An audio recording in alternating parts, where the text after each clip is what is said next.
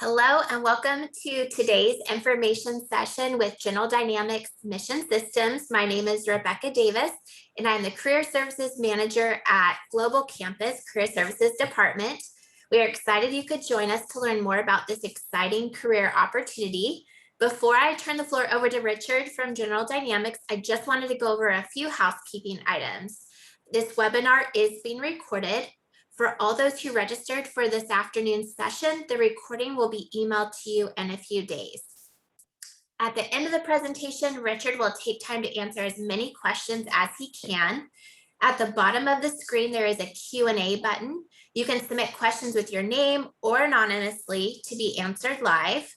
We also have a large group today, so we will do our best to get to as many questions as we can. However, if your question is not answered by the end of the session, you can email it to us at careerservices@uagc.edu, and we'll follow up with Richard to get any remaining questions answered. Also, feel free to engage in the chat.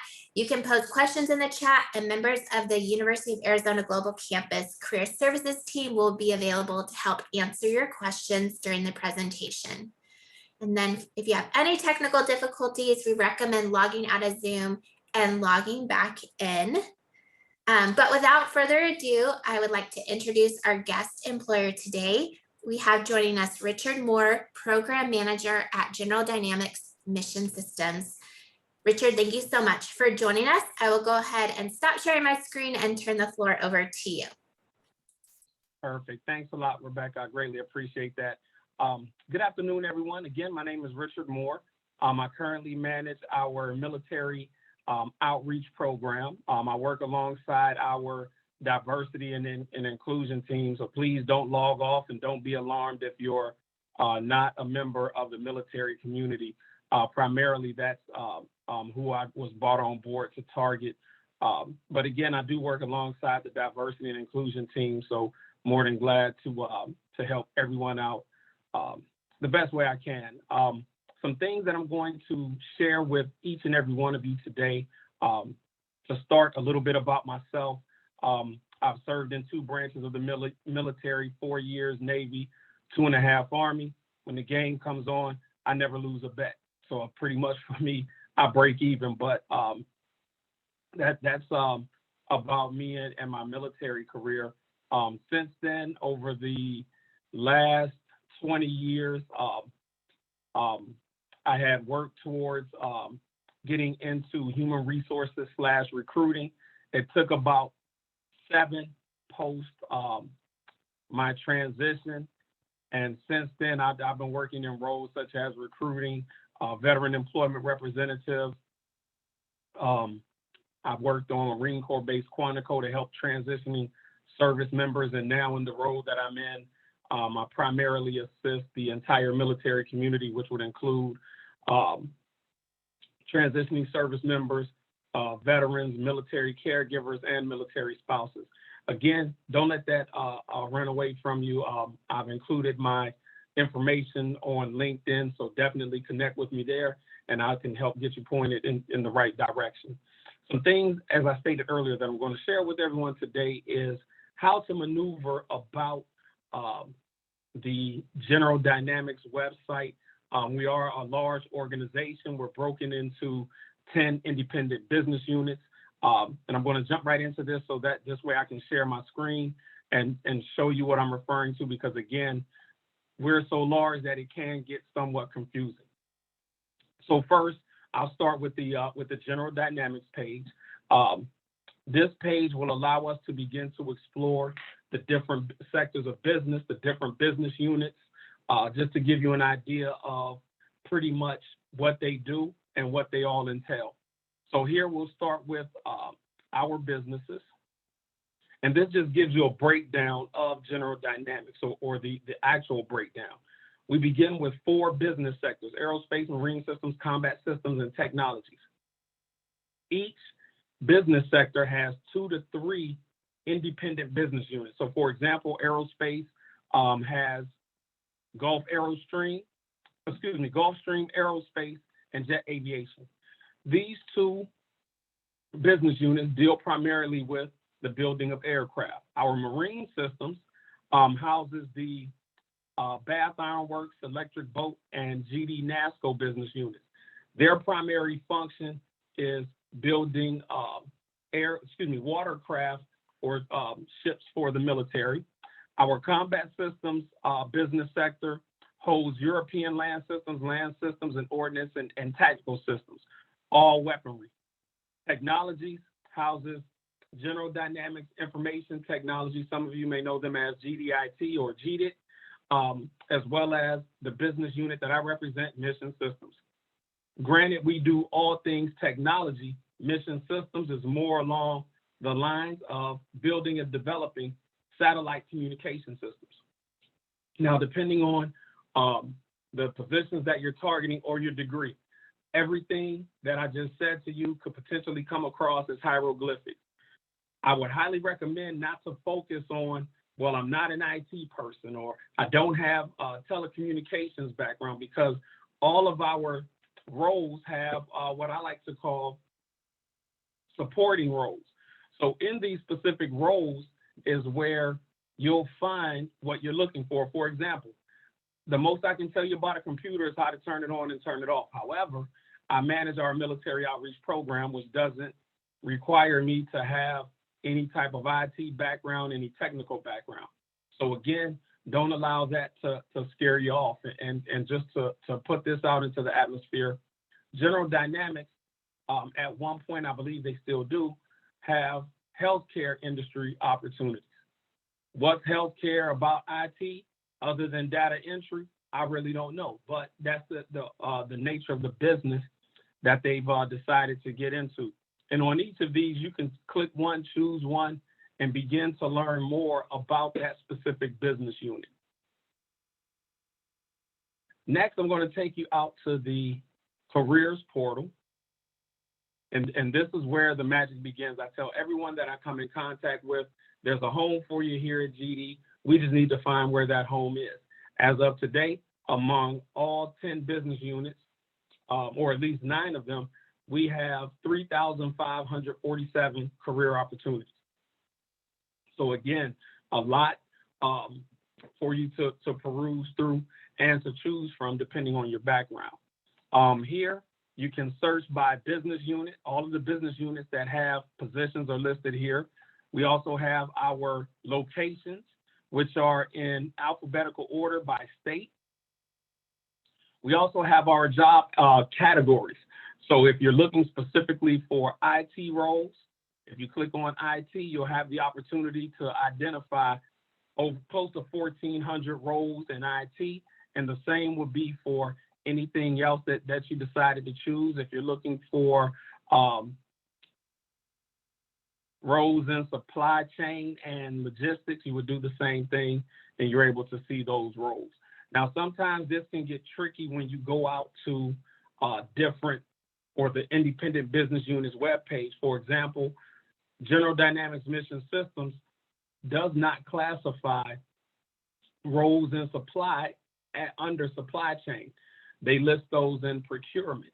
So this is where you'll need to be the subject matter expert in the areas that you're targeting for yourself to have an idea on what those roles are called. This is a little bit dark here. Okay, perfect.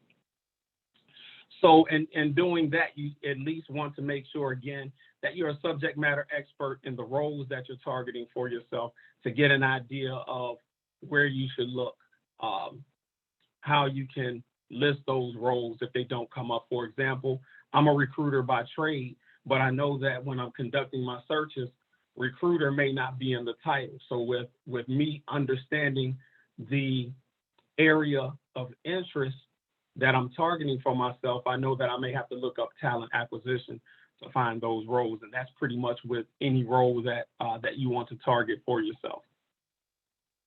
Some other ways that you can conduct searches would be to conduct just a keyword search. So today I'm going to use Program Manager as an example. And what I'm going to do is utilize my work zip code.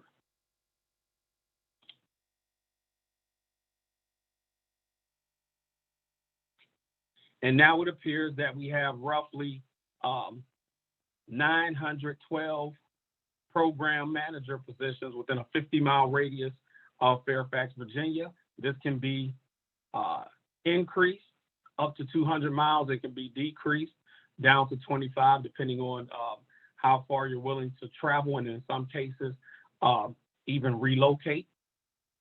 So we'll leave this at 50 miles.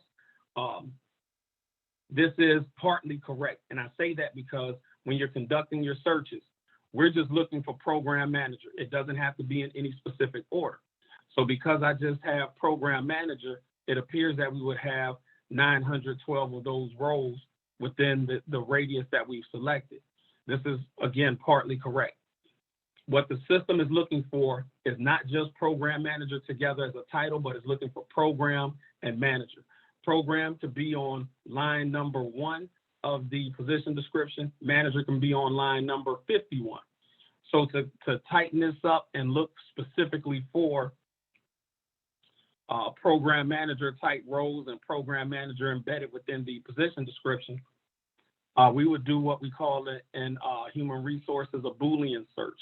Now, when we go to run the search, that drops to 77, which is a little bit more manageable on the type of roles that you want to target, or those that are program managers.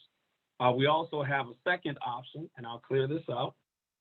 Some of your position titles are going to have a similar job category in nature.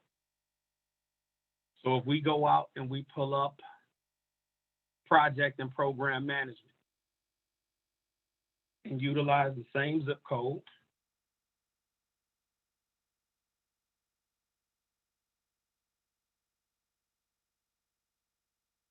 the numbers are pretty much off some or off a lot.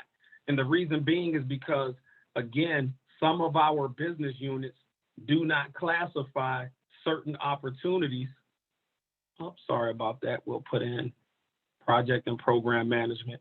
So they really don't classify them as in the what we feel should be the correct job category. So sometimes you may have to run multiple searches. This way you're not missing out on any specific career opportunities for yourself. Next, I'll show you the mission systems page. This is the page that of the business unit that I represent with General Dynamics.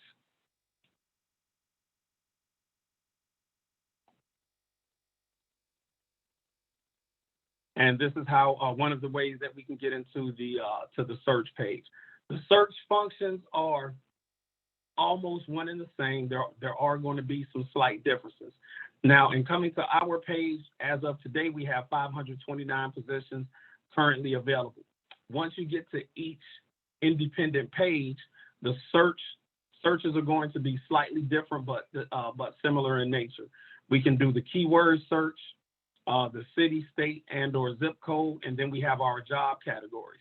Notice when I indicated that the supply chain would not be listed here, but one of two places that you can actually find those opportunities for supply would be procurement or planning and material control. Our locations, again, are all in alphabetical order by state. Here, you can actually take a look at the positions that are classified as remote or telework with mission systems by clicking on telework. And currently we have 16 specific opportunities, or we can go back out and select varies. And varies is normally going to be closer to the bottom. These are going to be the positions that you would typically classify as remote. Our IT team is actually aware of where it says remote work. If you type in remote work, what I found is that it's still going to pull up positions that have a physical location. Those positions are not dedicated telework opportunities or remote opportunities. So normally, in order for a position to be listed as such, you will see where it says location, it's either going to say telework or it may say varies. Here we also have an additional added feature where you can select the level of clearance that you possess. One of the things that I typically run into is, Richard, a lot of your positions have clearances. I don't possess a clearance. How do I get a clearance? How do I get sponsored for clearances? Who sponsors the clearance? For the time being, I would say do not stress yourself out about a clearance. Here's why. We have positions that do not require a security clearance. As of today, we have 99. This number fluctuates depending on our business needs. My position doesn't require a security clearance. We have some other positions listed here that do not require that clearance. I recommend, for those of you that do not possess a security clearance, target positions as such. And the reason being basically is because, one, you have to be sponsored for that clearance. 10 times out of 10, if you apply for a position that requires a clearance and people that have that clearance are applying, naturally we look at those candidates first, because what a lot of people don't know about a clearance, if you beat everyone out that's cleared for this role, you cannot begin working in that role until you obtain your clearance from the government. We hold no bearing on how long that takes. On average, it can take up to 2 years. The last clearance that I was granted, I started with my previous organization. I started in my first investigation interview took place January 2018. My clearance wasn't granted until June 2019. I had already started working here. Luckily for me, I didn't need that clearance. But for 2 years, I had a clearance that I didn't use. So this just gives you an idea on potentially how long it can take. And again, that's no bearing on the employer. Once we provide or actually make that offer for that clear position, then the clock starts ticking, the federal government gets involved. I would rather see those of you that don't possess a clearance qualify and apply for positions that don't require a clearance, get on board with an organization, start looking at those opportunities that have a clearance, because then you're working. So it's easier for you to apply for that position. If that position gets offered, we then target or at least begin the process of the clearance, versus we have to wait a year or two. If the government comes back and says, we can't bring you into that role may have been open for 6 months already. A year goes by, hey, Richard, we can't grant the candidate a clearance. So now that's 18 months, no work is getting done in that role. And me as a recruiter, I would have to start that process all over again. So please, just to debunk that myth that all of our positions require a clearance, that's untrue. And you would have to do this on each independent business unit site. Unfortunately, on the General Dynamics site, they don't have that function because not all of the business units require a clearance in a lot of their positions. They may require a public trust, which is totally different than a secret clearance or a higher level clearance. And that also goes for those of you that already possess a clearance. If you possess a secret clearance and you find a position that's a TS or higher, or top secret or higher, the same rules would apply. You wouldn't be able to work in that role until you've actually, the clearance has been granted. So please don't focus much on if you possess a clearance or not, because again, if you don't have a clearance, that's fine. You start with positions that do not require a clearance. If you do have a clearance, target those roles that are at the same level. And then once you get on board, that's when you would look at pretty much for the most part, working your way up. But this just gives you an idea on the different business units, how to identify opportunities for yourself with General Dynamics. And at that point in time, move forward. One of the things that I highly recommend, and I spoke to this before, ensure that when applying to career opportunities, that your resume is tailored as much as it possibly can be. In theory, it's the job markets are competitive. So if you don't do a great job, not just on your resume, but on your application, you can be in for a world of disappointment because you're not qualifying for positions. As recruiters, I know when I was recruiting, I didn't look at each and every application. I had 25 positions on any given day that I was recruiting for. You take into consideration 100 applicants, we're talking 2,500 total across all of my positions. So if I were to take that time, it would take me at least a year to go through those 2,500, not to mention those that are consistently coming in. So some people are going to, not get looked at all.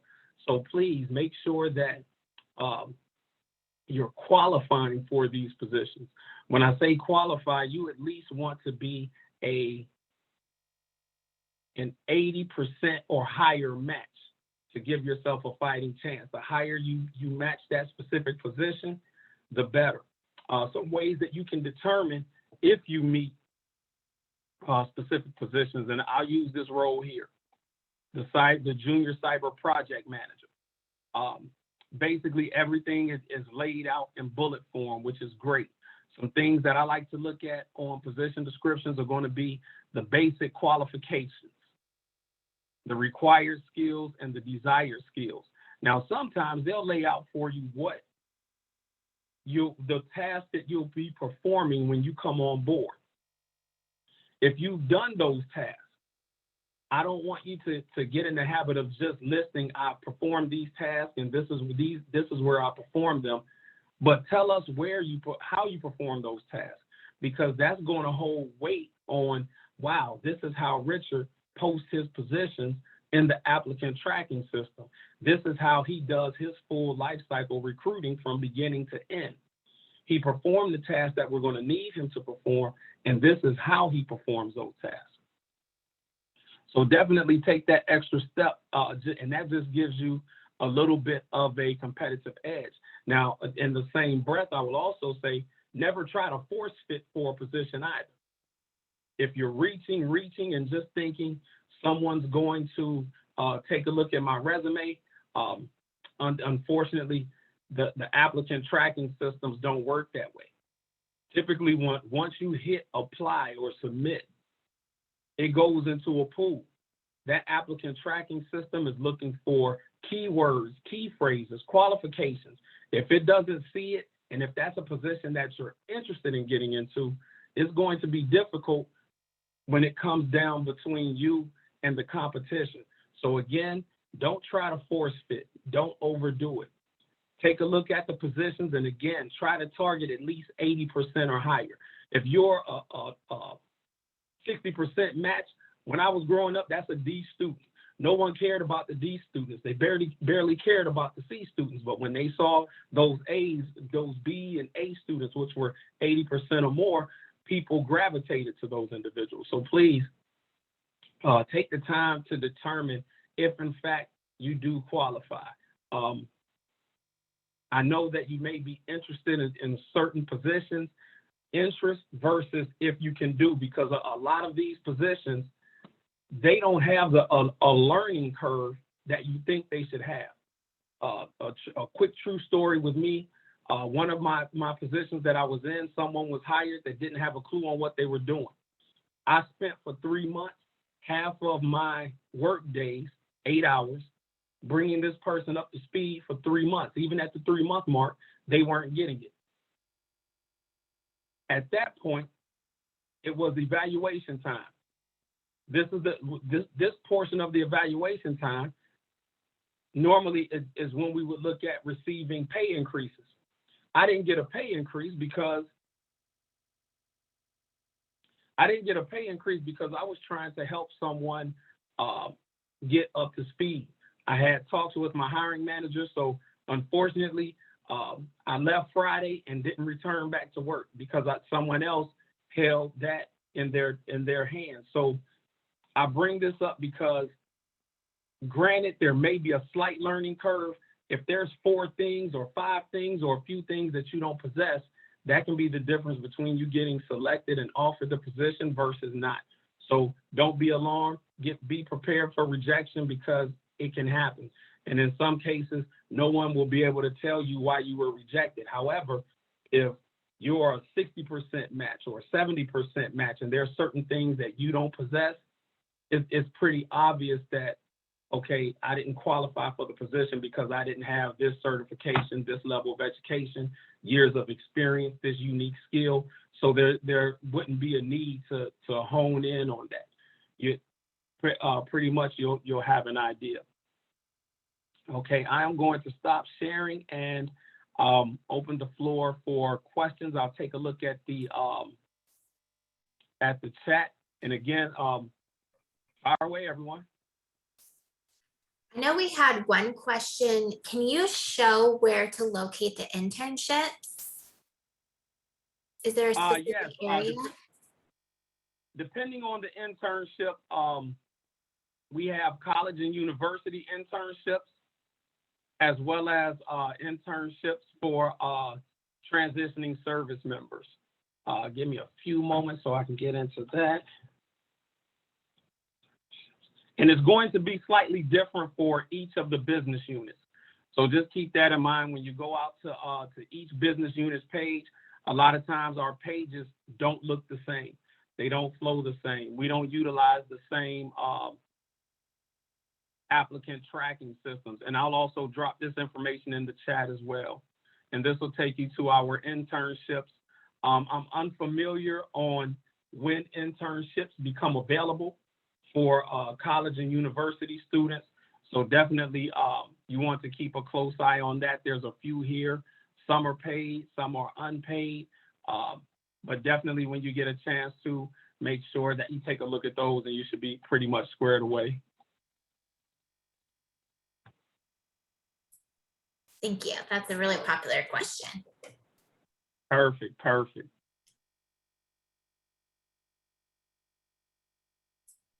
Another question that's kind of buried in the chat was someone noticed that some job postings showed salary information, but not all. Mm-hmm. Is there a reason behind that? Can you explain that?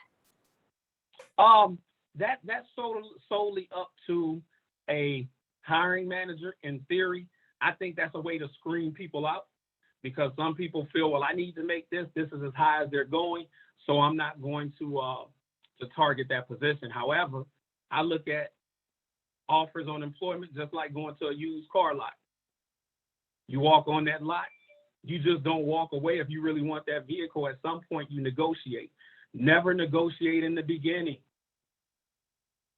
And I use a very unconventional method.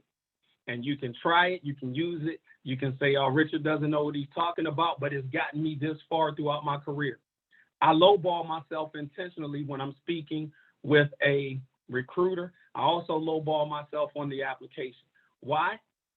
If I would have told someone I needed $90K coming into this role, and this role didn't start at $90K, the conversation is ended. We're done, Richard. We can't pay that much. Well, how much can you pay? Don't worry about it. Phone disconnects. Instead, when I was asked that question, I said, well, if you can pay me what I'm making today, and that position is offered, I'll jump ship, no questions asked. The recruiter's response was, oh, yes, Richard, we can do way better than that. Okay, I just created an environment where I'm going to keep the conversation going. And then when the position was offered, I was like, wow, this is great. They want to start me $25K more than what I'm already making. Oh, yeah, I'm jumping ship now. Could I have negotiated? Yes, but I was in the mindset of I don't want to negotiate myself out of a job. So keep that in mind. Nothing is set in stone until that offer is made. Such great advice. Thank you. Thank you.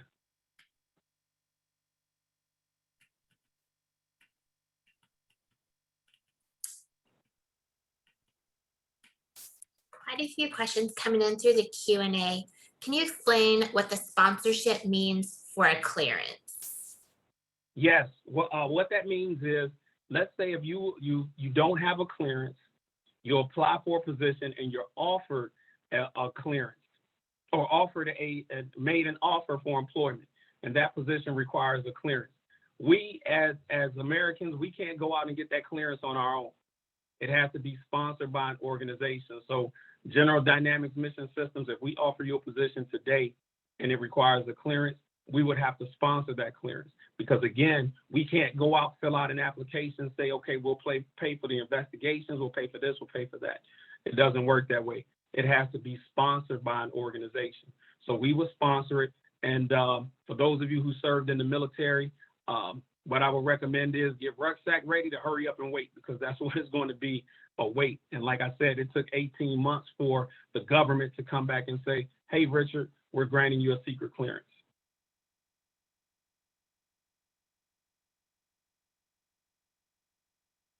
That was on mute. There's a question that came through about felonies. Are you able to apply for positions with General Dynamics if you have a record, whether it's a misdemeanor or a felony? Okay, and that's a great question. And I'm going to respond the way that it was presented to me. Regardless if you have a felony, yes, you can apply. It's going to be up to the powers that be if you move forward. So it's not a disqualifying factor, but depending on the level, especially if it requires a clearance, the federal government is going to do an in-depth background investigation. I had individuals, I live in Virginia, I had individuals that were visited by an investigator in Ohio. So it's not like a local background check. It's detailed. It's done by the federal government. This is going to be on a case-by-case basis. And again, I'm not going to tell you not to apply, but be prepared to answer some questions in the event if these things come up. Thank you. You're welcome. Another great question that came through are, what are the best ways to ensure a resume is tailored at a high percentage for those tracking systems? The best way to ensure that your resume is tailored is, as I was stating, treat yourself as a subject matter expert. I'm going to share my screen to demonstrate what I'm referring to in reference to making yourself a subject matter expert. This is General Dynamics Mission Systems. 49,004. Okay, I'm going to use this role because this is a role that I can do with my eyes closed. I know it. I've been helping get individuals over to it. So what I'm going to do is, as soon as it opens, demonstrate how to do that. I may have to use another one, but I'll definitely demonstrate that.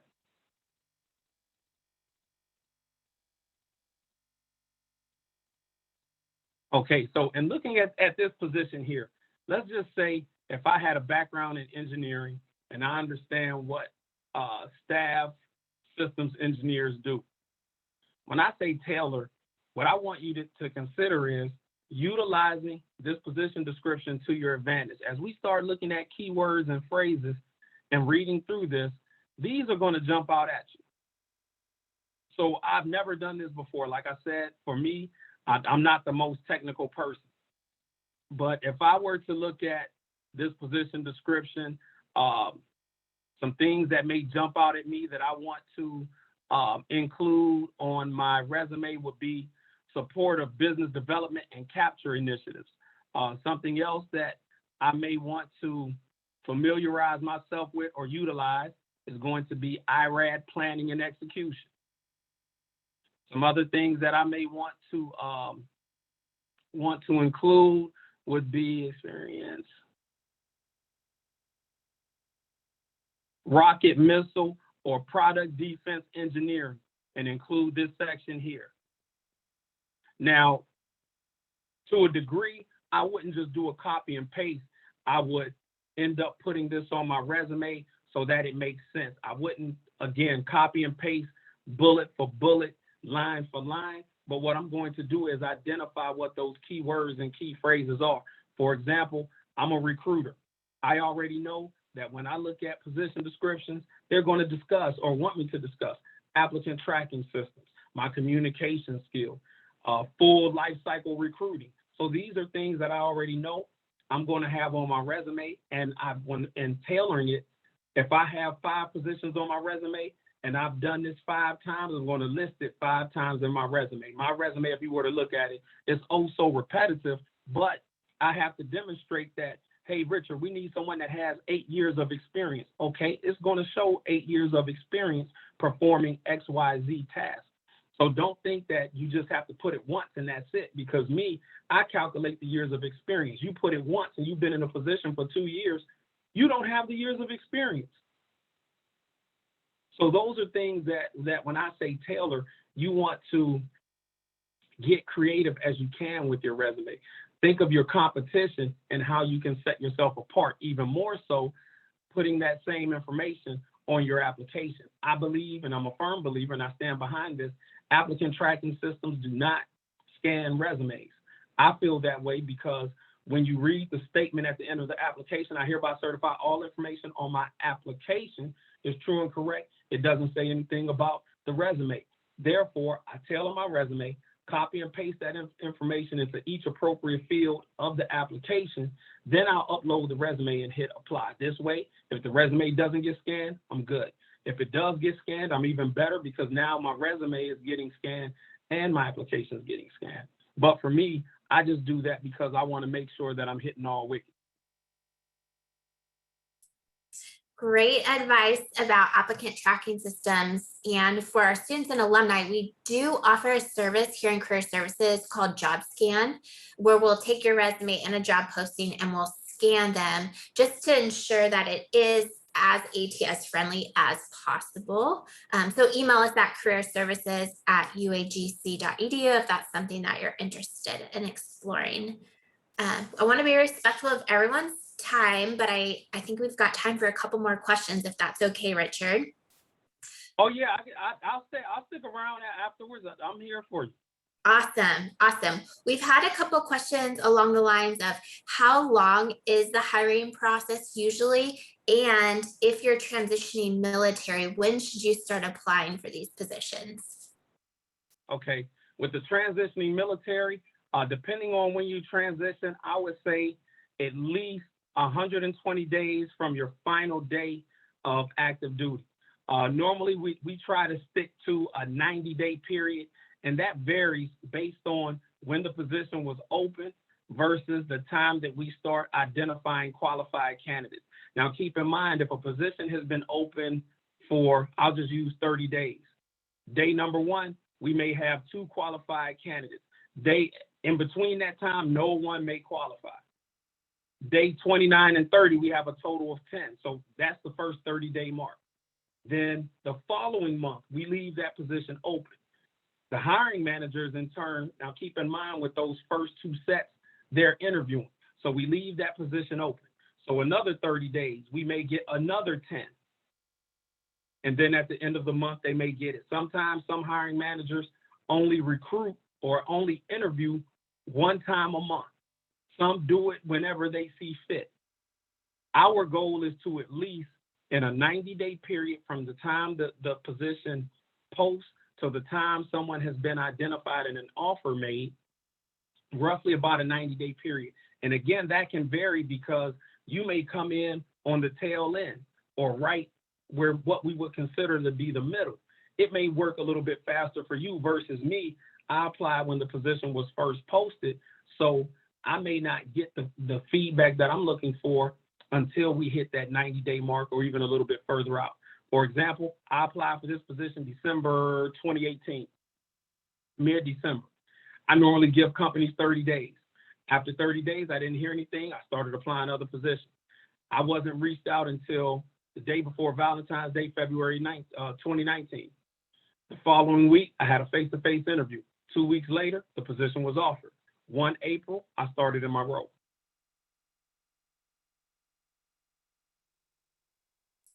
That's great insight. Thank you so much. Another very popular question. We've got I've got one more general question, and then it seems like the other questions that have come in are a little bit more specific. Okay. One of the last general questions is, if you're someone that has a lot of experience and is looking to make a career transition, what's the best way to apply for positions with General Dynamics? Okay. In looking at that question and how it was worded, anyone can apply to anything. When you're making a career change, this is where you need some additional guidance. I recommend getting with your career services, because if you're going from recruiting into IT, really, those two don't match. You're going into a whole new field. So the question is, what type of roles are going to be entry level for me? I've never done anything IT other than turn my computer on, turn it off. I'm going to get a degree in cybersecurity. So Richard, where should I start? I don't have the answers for that, because I don't know if you'll start at entry level cybersecurity. If those roles aren't available, what is for someone to get into cybersecurity? It could be a software engineer, but you don't know if you haven't conducted that research. So without doing that first, or at least having that sit down with career services, you really don't know. And someone like myself, I may say, well, just Google search entry level cybersecurity, but that isn't good enough. I'm not doing you any justice. So that's why I say you want to get other individuals involved. Reach out to your alumni. I'm quite sure they have someone who has gone through some of the same things that you've gone through. Even if you started in recruiting and want to go IT, they may have been a truck driver and went IT. So if they did that, what catapulted you into that IT arena? Where did you start? Well, Richard, I had to start as a help desk analyst, get certified heavy, and work my way up.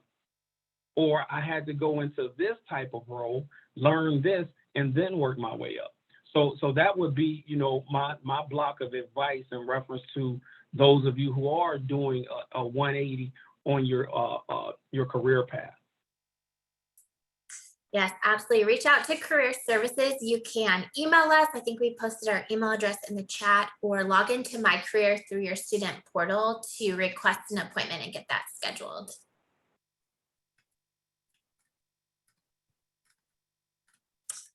Just looking through some of these questions in the Q&A.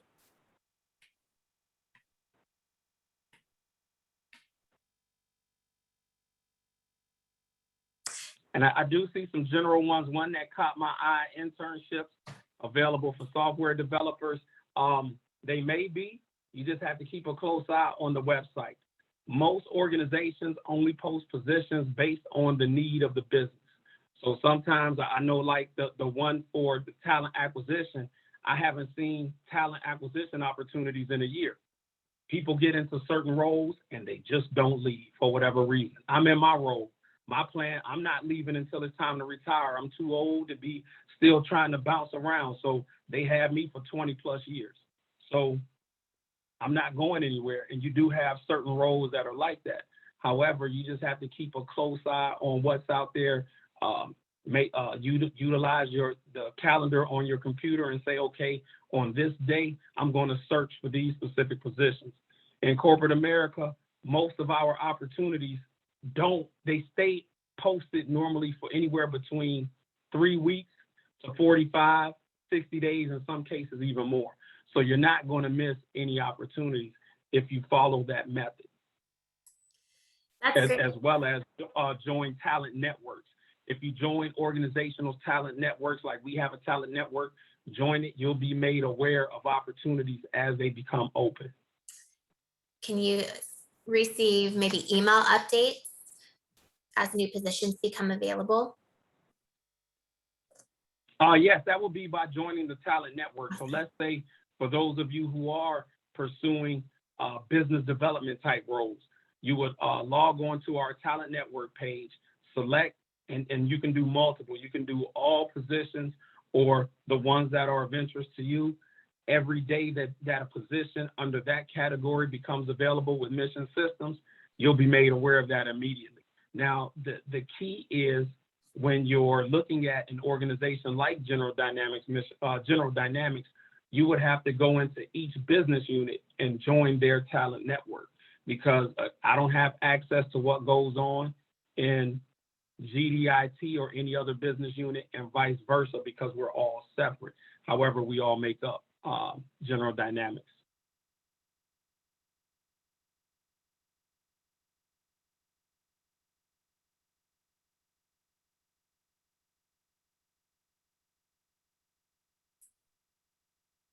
And I would say for those that are asking specific questions, what are good positions for my background, or do you have these type of positions? Looking for a job sometimes is a full-time job. And like Richard said, dedicate that time, whether it's I'm going to search for an hour, 3 evenings a week, or 2 hours, 5 evenings a week. Really take that time to look through the job postings and write down the positions that you are qualified for, and keep up with those. It really just takes some time to dig in there and explore all those opportunities. But if you need any help with that, finding out what I can do with my major or what I can do with my experience, don't hesitate to reach out to a career advisor to schedule an appointment as well here at Career Services with UAGC. And everything that Rebecca said from an employer standpoint is completely true. Before I'm an employer, I'm aspiring to become an employee with any organization. And the one thing that I found was, at one point I was driving myself crazy, staying online all day, looking at jobs, applying for jobs. I really wasn't tailoring my resume. It wasn't until I slowed down a bit. I said, Richard, you have to break your day up. I treated myself as if I was at work. So I gave myself a limit. I started with an hour and a half a day of conducting job searches. But what I did was I did 30 minutes in the morning, 30 minutes at noon, 30 minutes at night. And then as time went on and I understood I can do this quickly and get the same results, I shortened that time. Then I took those minutes that I was using or cutting off and using it somewhere else. Networking is important. I can't express the power of networking. I utilize LinkedIn all day, every day. And the reason being is because there's information that I want to provide to the workforce. So I make sure that I post it there. If you can, it's perfectly fine to request a mentor, because without that mentor, you're going to be out in the wind, just apply, especially for those of you who have gone to, like myself, Career Builder, Monster. Click one button and you'll apply to these 300 positions. No tailored resume. It's stressful. So utilize that time to put yourself in the best light. People don't know that you're seeking employment until you tell them you're seeking employment. So take the time and let people know, hey, I'm in school for XYZ. This is my experience. Does your organization have any opportunities that would fit my skill set? It's okay to ask. Like I said, I'm not a subject matter expert. And of course, I'm going to automatically direct you to our website. The reason being is because when you start getting on these websites, you may find something else of interest that you actually qualify for. But because Richard was focused on just this one thing, I send you one position. There may be 10 other opportunities. So take that time, learn how to conduct your searches. I've given you some ideas on some best ways to conduct your searches. And conduct your searches multiple ways, because sometimes positions may overlap. Sometimes they won't. So you want to get yourself out there and really drive home how you want to apply for your position, and simply be open. Be open and don't be afraid to ask for help. We're here. Absolutely. And you mentioned connecting with your alumni earlier. We have a great alumni network. We'll post it in the chat. You can, as a student, connect with alumni who work in the field or have a similar major and learn about what they do, what their career path is. Alumni are a great way to network. Also, there was a question about mentors. We have a great mentor network as well here at UAGC called Champs. So if you want, we'll post that information as well. Or If you forget, just email careerservices@uagc.edu and we'll point you in the right direction to our alumni network, to Chance, or to schedule an appointment with a career advisor. Lots of great resources out there. We're definitely here to support you. Any final thoughts, Richard, before we wrap up? Yes. Basically, be prepared for rejection. I listened to my kids talk last week, and they mentioned a term I had never heard of, and it was called ghosting. And I'm thinking, what in the world is ghosting? It's when we forget about you, in so many words. However, some organizations won't take the time to let you know why you did not qualify for a position. Technically, we already know. If we're applying for a position and it says you must possess and we don't possess it and we get disqualified, there's no need to try to figure out, hey, Richard, can you tell me why I didn't qualify for this position with General Dynamics Mission Systems? Because I'll tell you, of course. Let's look at your resume. Let's look at the position description. And all I look for are yes, no responses. Do you possess this? Yes or no? Do you possess this? Yes or no? I'll ask 5 questions. If most of those are no versus yeses, if we get 1 out of 4 or 0 for 5, you don't qualify. You don't qualify. Now let's take a look at your competition that does have these things. Of course, we want the most qualified candidate. You may or may not be that best qualified candidate. Don't take it personal. Tighten up your bootstraps and keep moving forward. And eventually, and even myself, let's just say if we get connected on LinkedIn, you may find positions with other organizations, and that's perfectly fine. General Dynamics can't hire everyone. What I'll do is I'll help you get introduced to that organization. So what I'm looking for is, hey, Richard, I found a position with Lockheed Martin. It looks like it may be a good fit for me. Okay, fine. Provide me with the position ID number and title, and I can help get you introduced to individuals within that organization. Now, they may be open to that. They may not be. But at that point in time, Richard did everything he could to help. If they don't connect with you, well, I may want to put the brakes on that organization. If they do, fine. Keep that conversation going. Such great advice. We could probably go for another hour or two, but I'm afraid Zoom might kick us off. Thank you so much, Richard. Richard is such a great supporter of our virtual career fairs as well. So I imagine we might see him at the next one we have, but we'll collate all the questions together that were not answered yet and do our best to get back to you if your question was not answered. And just as we wrap up, I did mention our virtual career fair. Save the date for Wednesday, October 27th. That is our fall virtual career fair. The registration is not available. Just mark it in your calendars, Wednesday, October 27th. Keep an eye on My Career or UAGC Connect for more information and a link to register as it gets closer. And then in a few days, you will receive a follow-up email with a link to this recording and information about General Dynamics Mission Systems. If you have any questions for the University of Arizona Global Campus Career Services on your resume, cover letter, your individualized job search, please email us. Again, that email address is careerservices@uagc.edu or log into My Career through your student portal to schedule an appointment. But Richard, thank you so much for joining us today. We learned so much. Thank you for having me. We really appreciate it. Thank you. Thank you. I appreciate it. Thanks. We'll talk to you soon. Bye, everyone. Bye, everyone.